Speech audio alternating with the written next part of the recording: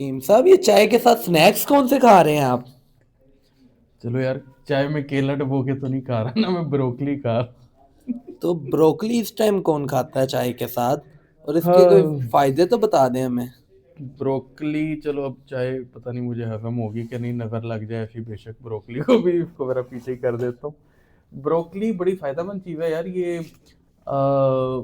Vitamin के भी होता है इसमें, विटामिन सी भी होता है, और फॉस्फोरस भी होता है, और वेट लॉस के लिए बड़ी अच्छी चीज़ है, एंटीऑक्सीडेंट्स होते हैं इसमें, दिल के लिए बड़ी अच्छी चीज़ है, और हाजमा बेहतर करती है।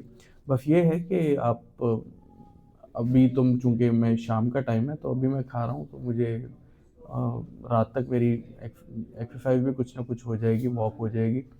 तो बिल्कुल सोते हुए मत खाएं, बाकी दिन में आप इसको लाजमी खाएं। आजकल तो अभी अ, सस्ती हुई हुई है, बल्कि मेरा ख्याल है मुख्तलिफ इलाकों में मुख्तलिफ रेट्स होंगे, लेकिन 150 200 250 रुपये किलो आपको मिल जाती है। लेकिन आप इसको कंपेयर करें कि अपने जो मल्टी वाइटामिन खानी है उसकी निस्बत ये बड़ी ज़बरदस्त चीज़ है।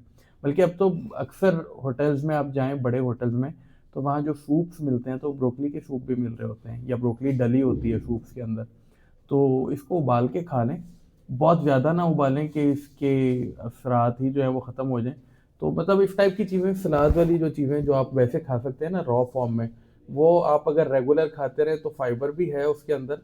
तो आप मतलब ढेर सारे मिनरल्स और विटामिन आपको ऐसे मिल जाते हैं कि जो आपको फिर मल्टी विटामिन खाने की बजाय आपका इसी से गुजारा हो जाता है। और जो भी चीज़ रॉ फॉर्म में आप लेते हैं, जो रॉ फॉर्म में खा सकते हैं और हजम हो सकती है, तो वो उसके जो मिनरल्स और विटामिन और फाइबर वगैरह, ये सारी चीज़ें कंपैरेटिवली मेडिसिन की निस्बत जो है, ये आपकी बॉडी इनको ज़्यादा अच्छी तरह से डाइजेस्ट कर लेती है और ज़्यादा अच्छी तरह कंज्यूम कर लेती है।